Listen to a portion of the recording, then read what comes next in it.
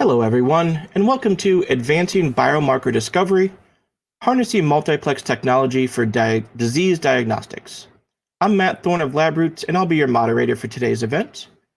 Today's educational web seminar is presented by LabRoots and brought to you by Thermo Fisher Scientific. To learn more about our sponsor, please visit thermofisher.com. We do encourage you to participate today by submitting your questions you may have during the presentation. To do so, simply type those into the Ask a Question box and click Submit. We'll answer as many questions as we have time at the end of the presentation. If you do have any technical issues, you can submit those there as well, and we'll contact you directly. I'd now like to welcome our speakers, Ramona Lubich, Product Manager from Thermo Fisher Scientific, and Douglas Fraser, Professor and Clinician Scientist from Western University.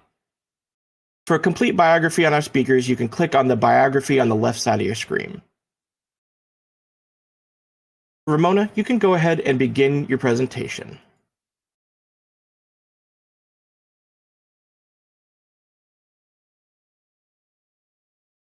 Thank you. I'm very pleased to kick off today's webinar with the title Advancing Biomarker Discovery, Harnessing Multiplex Technology for Disease Diagnostics. My name is Ramona Lubich, and I have the honor of giving you a brief overview of the technologies that Professor Douglas Fraser from the Western University used in his research. He identified crucial biomarker profiles of complex diseases like sepsis, renal dysfunction, and long COVID. Thermo Fisher Scientific provides several immunoassay platforms to support biomarker discovery. This journey usually starts with a discovery phase. Our PEA assays have been developed to profile thousands of proteins with excellent sensitivity. This makes PEA assays a preferred method for wide screens. For validation of interesting markers found by PEA assays, ProcartaPlex multiplex immunoassays can be used. These assays offer exceptional flexibility with respect to analytes, sample input, and sample type. In addition, ProcartaPlex assays use a simple ELISA-like workflow. In the next phase of our biomarker discovery journey is the translational phase with routine analysis of a small number of targets. Our best tools for this phase are our Invitrogen ELISA and ProQuantum high-sensitivity immunoassays. Our PEE assays use dual antibody recognition. The antibodies are coupled to DNA oligos. These oligos match, and the hybridized DNA can be taken to next-generation sequencing or qPCR. For the validation of the findings from PEA screening, ProcartaPlex assays can be used, and these assays do also use an antibody pair, but the capture antibody is coupled to a bead. For a positive readout, capture antibody, analyte, and labeled detection antibody have to build a sandwich. It is possible to combine up to 80 different antibody-coupled beads to a panel in order to quantitate 80 different analytes in a single well of either 96 well or 384 well plate. The readout is done with a Luminex instrument, which uses two lasers, one to identify the bead and the analyte, and the other one for quantification. We provide ProcartaPlex immunoassays for a wide variety of different research areas, and for the flexibility of individual research needs, we also provide different product formats.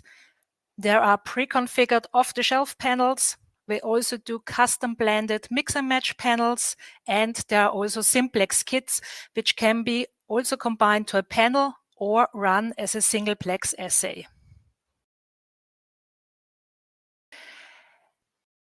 The benefits of ProcartaPlex multiplex immunoassays are the possibility to analyze up to 80 analytes in a single sample with very low sample volume. In addition, this portfolio is scalable, so this means you can, for example, start with an 80-plex, analyzing 80 different proteins, and then at a later point in your project, you can scale down to a 20-plex if you find out that only these 20 analytes are of most interest for you. We provide tools to support a multitude of research areas. Dr. Fraser used our assays for inflammation cytokine storm, as well as our toxicology and COVID assays. But in addition to that, we also offer assays for immuno-oncology, CAR T-cells therapy, isotyping, cardiovascular diseases, and endocrinology. Recently, we have also added some new neurobiology assays to our portfolio, and there are also assays for cell signaling pathway research. And with that, I will now hand over to Dr. Douglas Fraser. Hello, my name is Doug Fraser. I'm at Western University in London, Ontario, Canada, and I'll be speaking on advancing biomarker discovery, harnessing multiplex technology for disease diagnostics. A quick disclosure statement: I do have several non-academic positions, including being a satellite laboratory for the proximity extension assay technology, as well as several COVID-19 and long COVID provisional patents related to biomarkers. The learning objectives for today include providing some new insight on disease biomarkers involved in pediatric sepsis, COVID-19, long COVID, and renal dysfunction, to evaluate the potential of multiplex technologies to revolutionize diagnostic workflows and improve patient outcomes, and to understand how proximity extension assay and Luminex assay can be used together in biomarker discovery and validation. A typical approach in my laboratory is to obtain blood samples from patient populations. We separate out the plasma. We use primarily citrated plasma, which we then use for proteomic, metabolomic, as well as other types of assays. The Buffy code is used for transcriptomics. And then for analytics, we have a number of data analytic pipelines, as well as using conventional statistics and machine learning.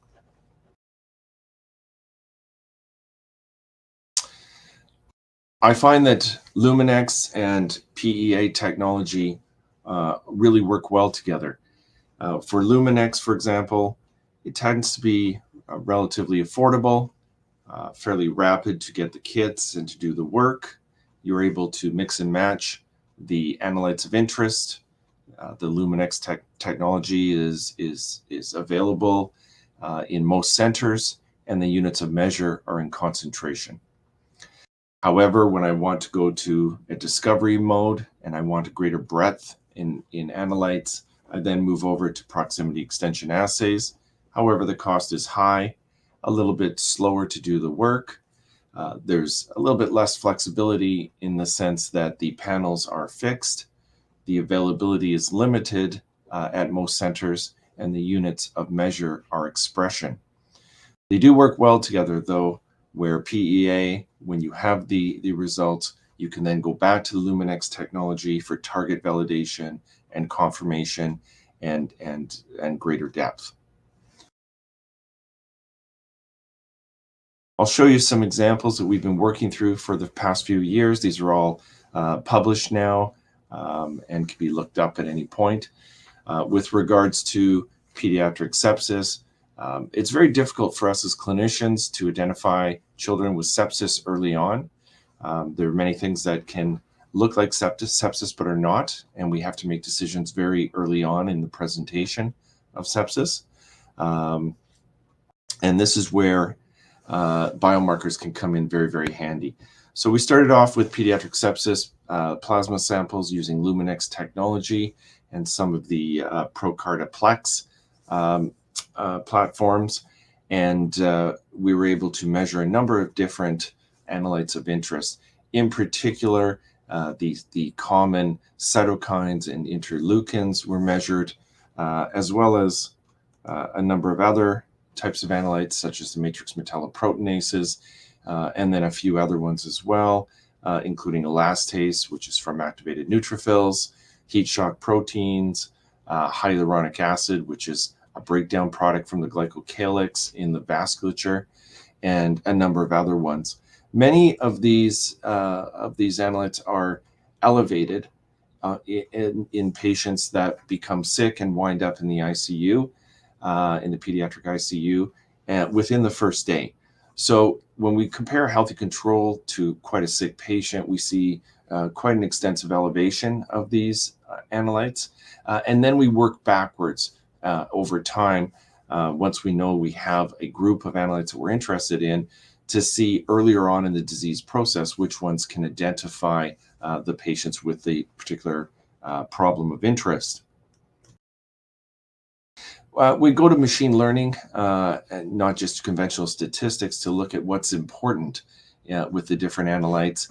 In this particular case, we used a Baruta feature reduction just to look at the top analytes that we measured with the Luminex technology, and the lead being IL-8 early on in the disease. Well, there was a conversion to MCP1 by PICU day 2. And when we do dimensionality reduction to graph these or plot these, we can look at the most important of these molecules and show graphically that they're quite separated. And again, now we can take this information and go back and look at the patients earlier in time to see which would be useful as biomarkers to suggest a patient has sepsis, for example, bacterial sepsis, a patient that requires antibiotics, or admission to hospital early on. We mix and match, and we look for different patterns that might be important. Usually one biomarker is insufficient. It just doesn't give the specificity. And we've come up with a number of different combinations which work reasonably well. And again, working backwards in time to see which of these combinations can identify the patients of interest early on in their disease process. It's also very helpful now that the lateral flow assay technology has expanded so quickly, and now we have the ability to do multiplexing at the bedside with lateral flow assays and capillary blood samples, which helps both with cost and identifying the patients of interest. Whenever we do measure the different analytes, we always go back to see what they correlate with in terms of disease severity.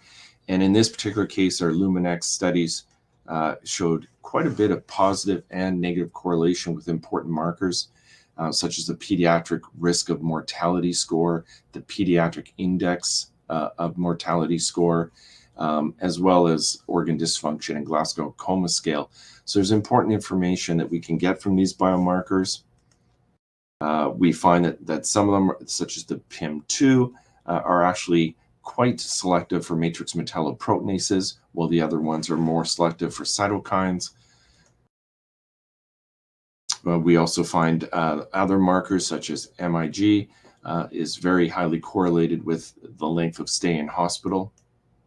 And then MMP2 is negatively correlated with an abnormal chest X-ray and the need for invasive mechanical ventilation. So all of these biomarkers, when you start to look at what they're related to, do have interesting information for the patient population. Now, with that information, we then go to something more global, such as the proximity extension assays, or the PEA, which allows us to measure now thousands of proteins, but not concentration. We're measuring expression. And as you can see by the volcano curve and the hierarchical clustering, there are significant differences which we found between the patient populations. And just on the right-hand side, showing the top 40 biomarkers with their adjusted p-value and a fold change of greater than 2.5. In terms of which of these proteins correlates back with the Luminex, in this top 40, IL-6, which is there multiple times because we use multiple panels in which it's present, but IL-6 is the top protein using PEA that correlates back with Luminex. So great information there. which we can then take to the signaling pathways. In this particular case, I believe we used Reactome with ORA, overexpression, and this was a useful exercise in that two primary groups of analytes or proteins stuck out. One, of course, being the cytokine interleukin processes that are going on, and the other being related to extracellular matrix degradation and matrix metalloproteinases. So more information to understand the patient disease. And of course, we can get more sophisticated as well. In this particular case, this is Reactome with GCIA analyses. It's much more broad. And again, those interleukin cytokine pathways really pop up with a high adjusted p-value and normalized enrichment score. But we also have some downregulated pathways as well, such as axon guidance and nervous system development, which might be related to some of the cognitive dysfunction we see in these pediatric sepsis patients. So with this data, then we now go back to the Luminex and we validate our findings. I won't show you that, but we can go back and forth, and they really complement each other very, very nicely. Give you another example. Back in March 2020, we collected samples as soon as the first patient with COVID-19 came to our hospital. We started off with Luminex again, and we found a number of different analytes that, again, were changed in the COVID-19 population. This was the first report of the cytokine storm, in fact. And looking at them again, you see a lot of cytokine activity, matrix metalloproteinase activity, and elastase 2 related to activated neutrophils. Again, going back to the machine learning, though, we can find with dimensionality reduction, we can separate out populations very nicely. In this case, COVID-19 positive ICU patients versus COVID-19 negative ICU patients, so patients with sepsis, just not COVID-19. And then we do our feature importance. And with COVID-19, TNF came out as number one. And in fact, TNF stayed elevated for the entire COVID-19 process. And in fact, still stays elevated going into long COVID, as opposed to your traditional bacterial sepsis where TNF elevates very quickly and then returns to normal levels very quickly as well and acts as a gatekeeper cytokine. The second analyte was granzyme B, not surprising. It's released from activated T cells.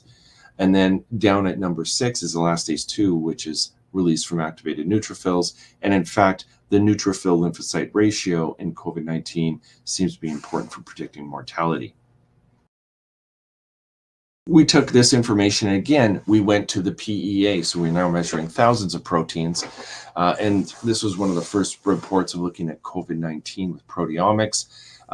You'll see on the left-hand side columns related to healthy control patients. Next to it is non-COVID-19 sepsis. And then you have COVID-19 patients on day 1, 3, 7, and 10 in the ICU. You'll see that there's a dotted line in the COVID-19 patients separating the patients that died on the right-hand side versus the patients that survived on the left. And in this particular case, we're looking at the immune landscape. If we do cellular deconvolution, we can start to understand the cell types involved. With COVID-19, the CD8 T cells, the beta cells, the follicular helper cells, neutrophils, macrophages, M1 cells are all increasing significantly over time with their COVID-19 disease, whereas the non-COVID-19 sepsis patients had high T cells that were regulatory, as well as endothelial cell injury. Just to give you an idea of some biomarkers that popped up, if you look on the right-hand side, you see caspase-3. There's a tremendous amount of apoptosis going on, and you can see on the right-hand side, caspase-3 expression levels are very, very high in the COVID-19 patients, particularly those that passed away. And then we also have another marker, NCF2, which is located in neutrophils and involved in the respiratory burst. And it's actually heavily downregulated in the COVID-19 patients, likely because this is not a bacterial infection and there's reprogramming of neutrophils that is going on. Looking at the inflammatory or the process or the cytokine storm, again, we can see differences there, as well as, and it seems to be higher, I should say, in the patients, COVID-19 patients that passed. And then if we look at the chemokines, we see another process, and in fact, we referred to this as the chemokine blast, and you can see the very high expression levels in the COVID-19 patients relative to healthy controls and sepsis controls.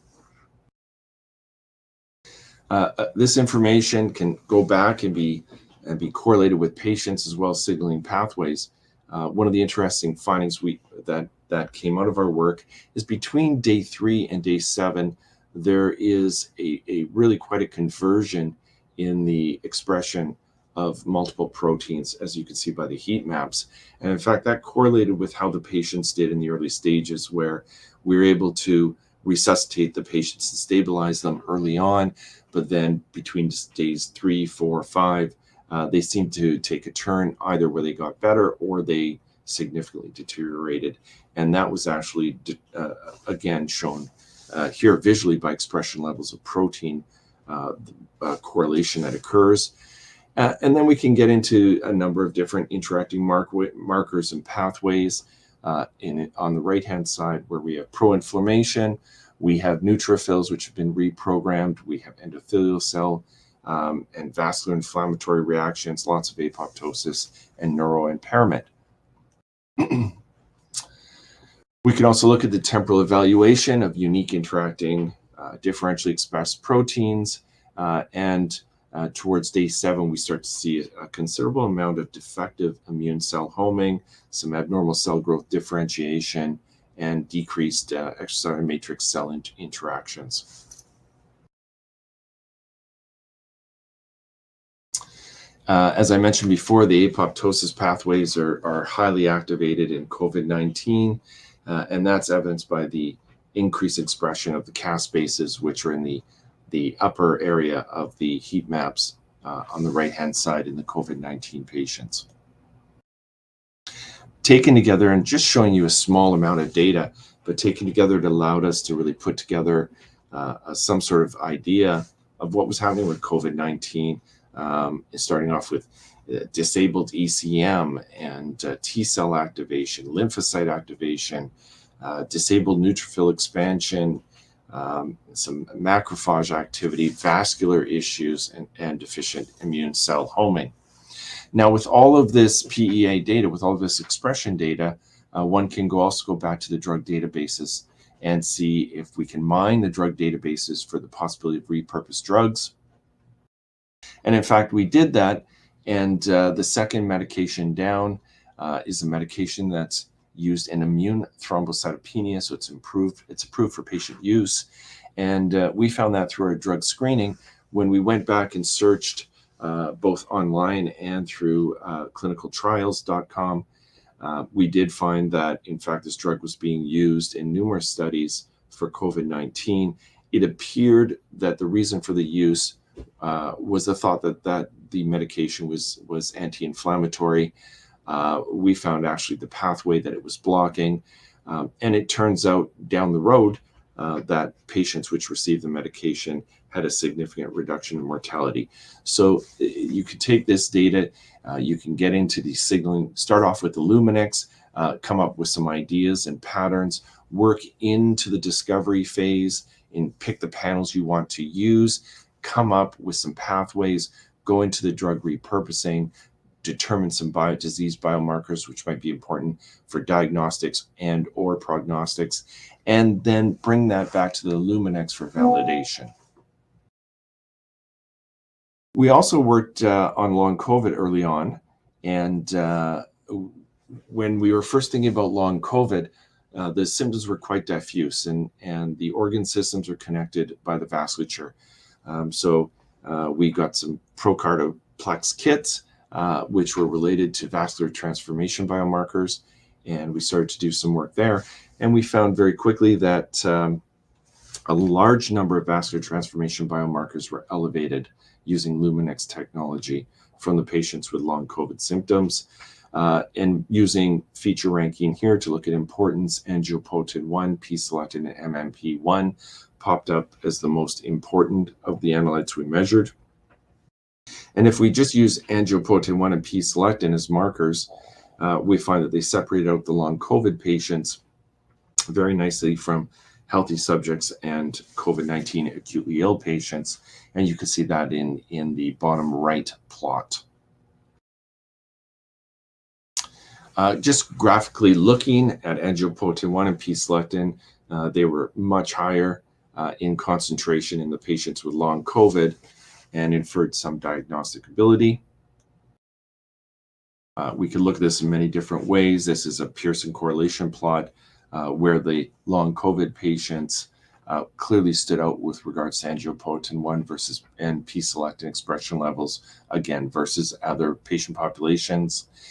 And then using the multiplex technology, we were able to determine a cutoff value with our analytics for both of these, and then move into validation cohorts, so a completely separate cohort, and both of these measurements used in this particular case, going to just an ELISA kit, we found that these two analytes worked very nicely at separating out long COVID patients from healthy controls, and that there seemed to be a peak in these analytes at about 100 days after their acute infection, so about 3 months out, and the cutoff values worked very well.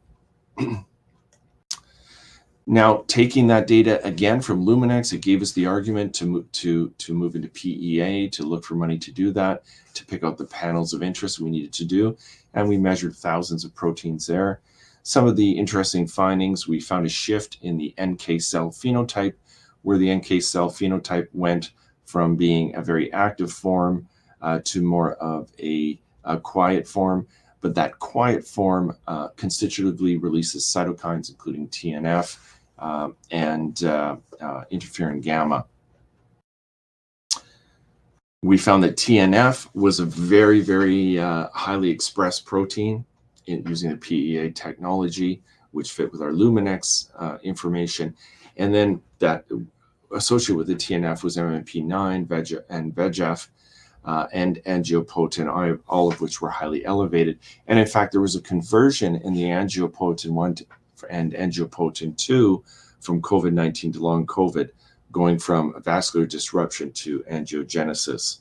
Angiogenesis in long COVID perhaps shouldn't be too surprising, given that many of these patients had tissue disruption from their COVID-19.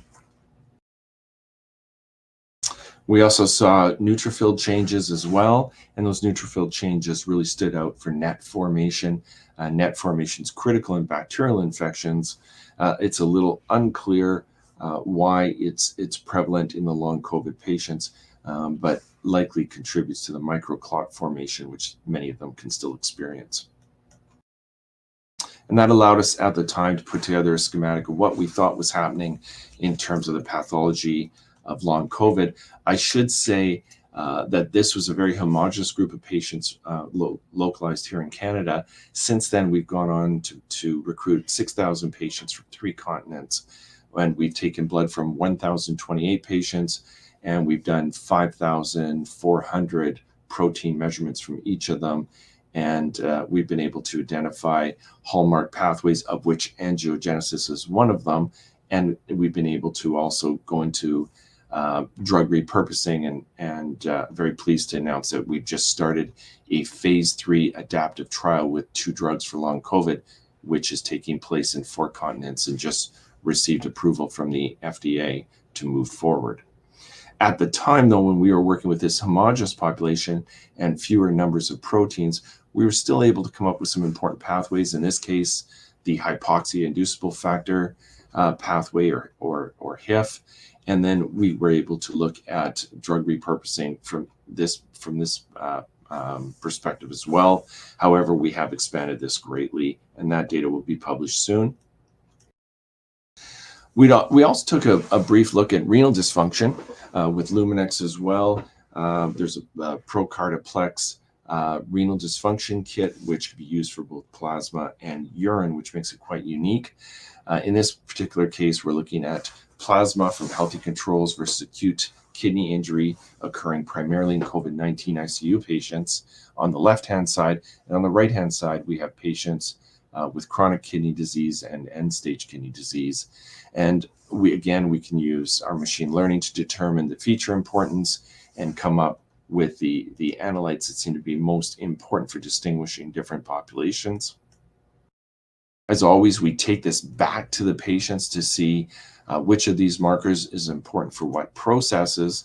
And there are groupings of these markers, for example, associated with INR and PTT and Billy, so liver dysfunction in the AKI patients, and then other groups of markers which are associated with urea, creatinine, and phosphate concentrations.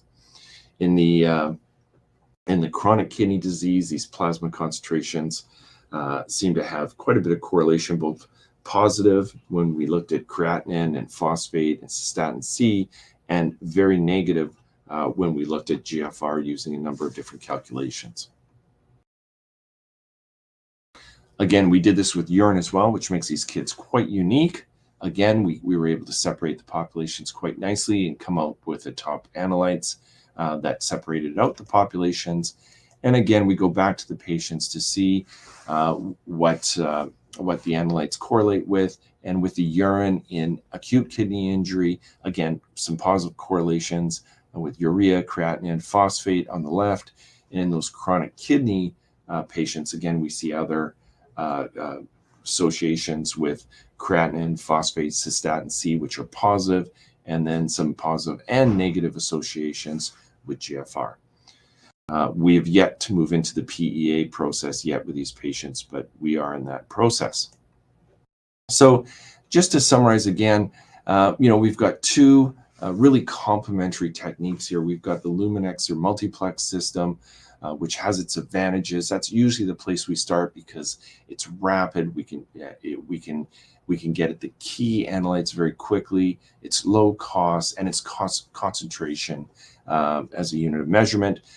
If we see something we like, we tend to look for funding and choose panels that we're most interested in based on the Luminex, and we get into that discovery phase with greater breadth, going into the PEA. Again, there's a higher cost associated with it, and the panels are fixed, but you get a very large number of proteins, but it is expression based, so that's something to remember. But with that PEA technology, you can go into the pathways and the drug repurposing.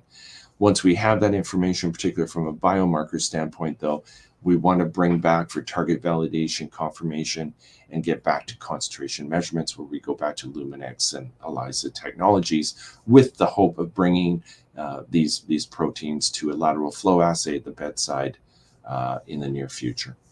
So thank you very much for listening, and I'm happy to answer any questions.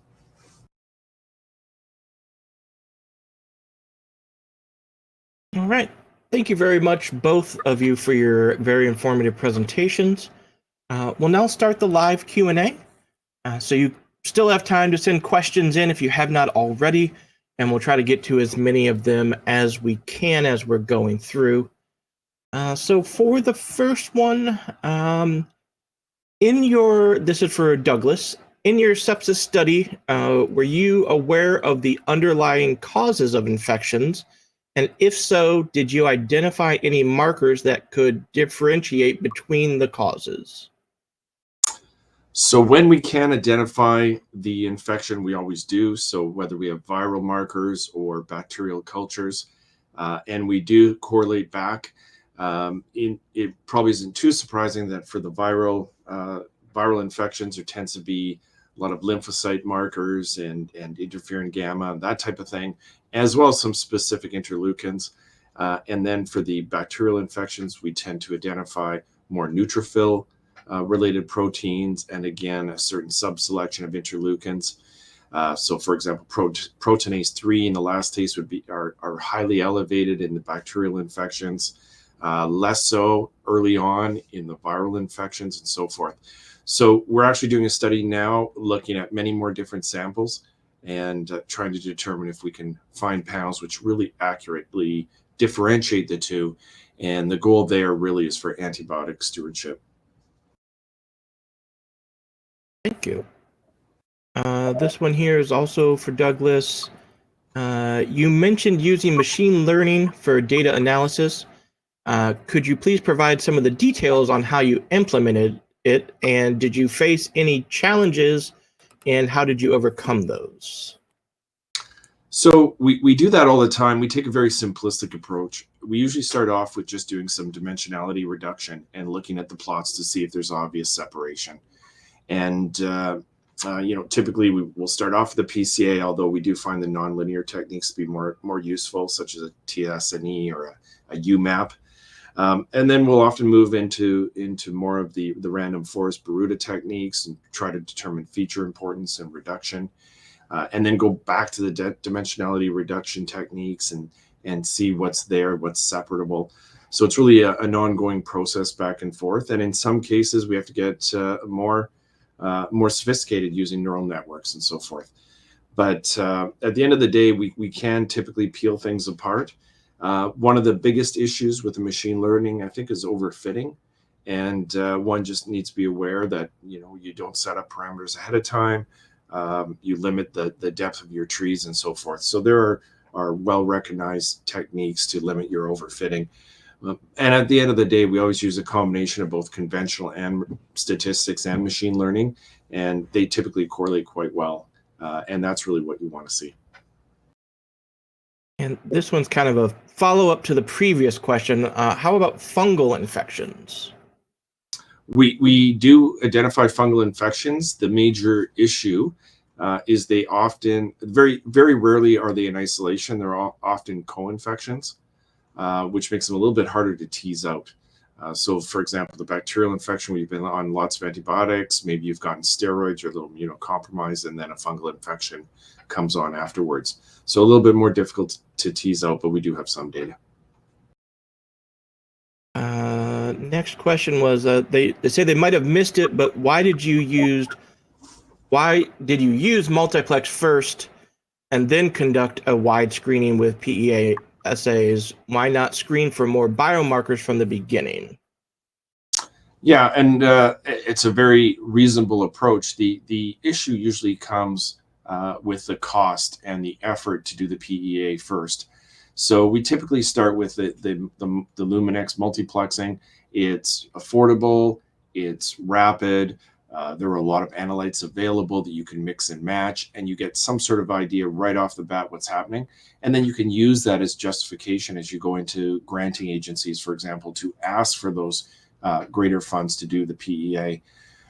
So I think that's really probably the biggest reason for doing it. And as you already heard, you can get 80 analytes on a plate, and you can get that relatively quickly and get it done in one day. So that's usually our starting point. Not always, but usually. And like I said, they work well together. So even if we do the PEA first, we'll often come back to the multiplex to validate the expression findings and to get some concentration measurements. Kind of do both of these here together. Why have you chosen the Luminex ProcartaPlex, and are ProcartaPlex Thermo's Luminex assays?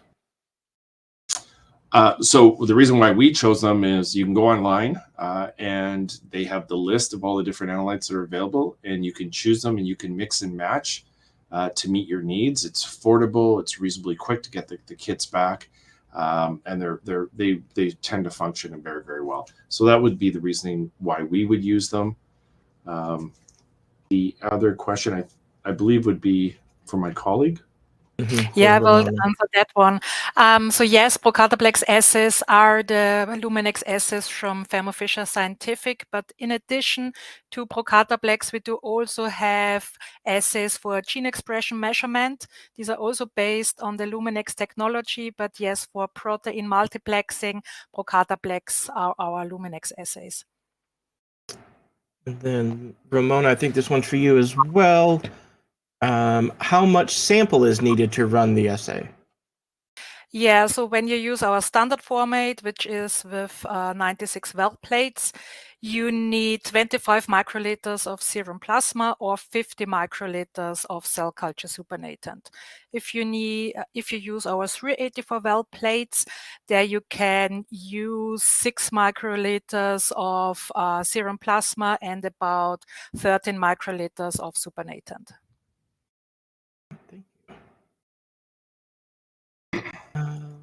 Let's go with, for Douglas, which ProcartaPlex panel did you use? It depends what we're looking at. For the pediatric sepsis, we mixed and matched. We went online and we found the ones we were most interested in.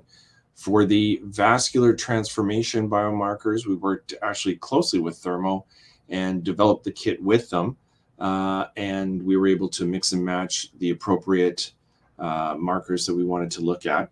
But then, for example, the renal kit is a pre-made Procarta kit that you can buy pre-made and get delivered very, very quickly. So it's, depending on your needs, it's important to go to the website, see what's already pre-made, what's immediately available versus what you'd like to mix and match.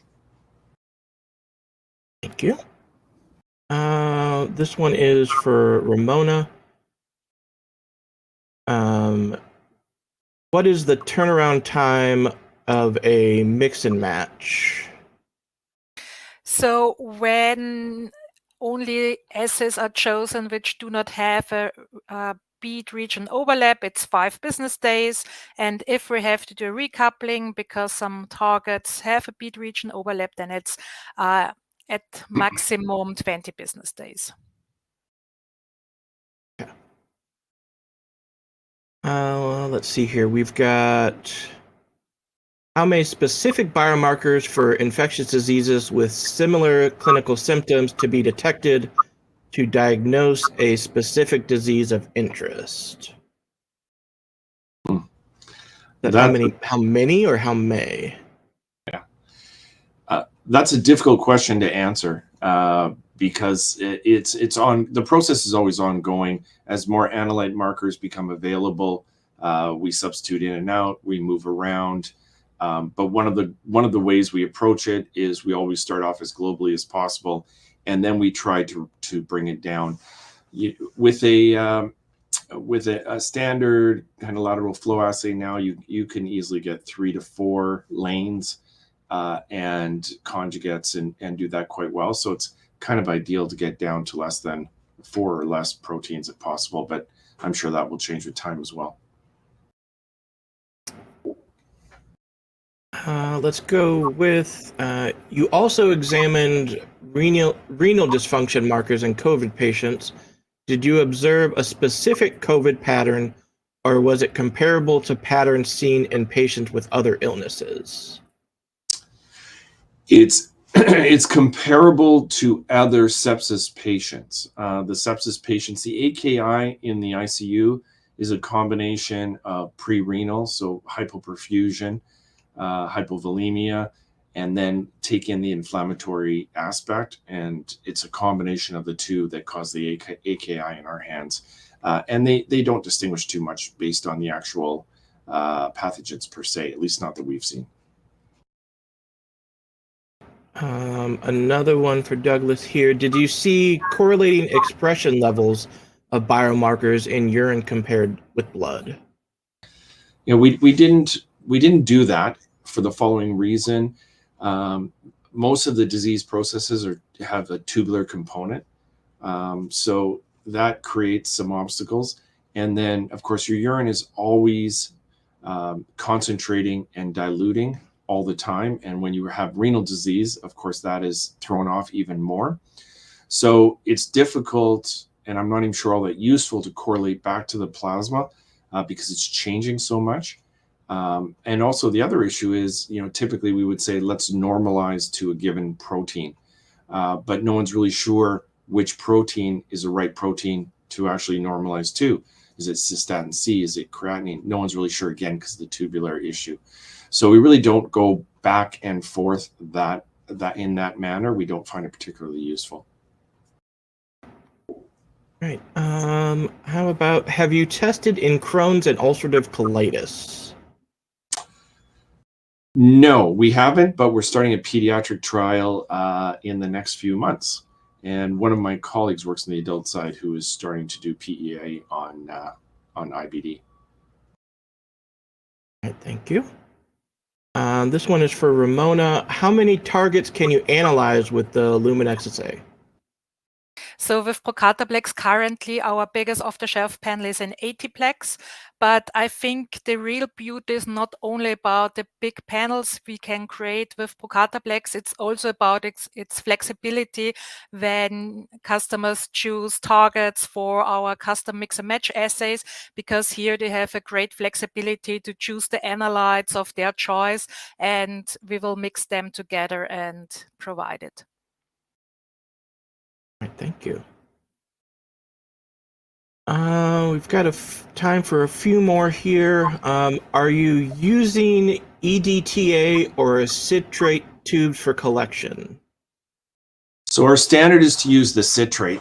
Many years ago, not many years ago, about 10 years ago, we actually did just some bench experiments where we took different anticoagulants, different anticoagulant tubes, and we left them out for a period of time. We processed them differently, we stored them differently. And we found for our work that citrate in general was slightly superior to the EDTA.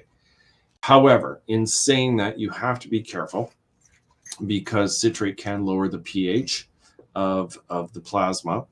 And we found a handful of proteins that undergo transformational processes related to the pH and tend to hide their antigen, which the antibodies would typically bind to. So we just ran into this issue with one of the neurological markers that we look at.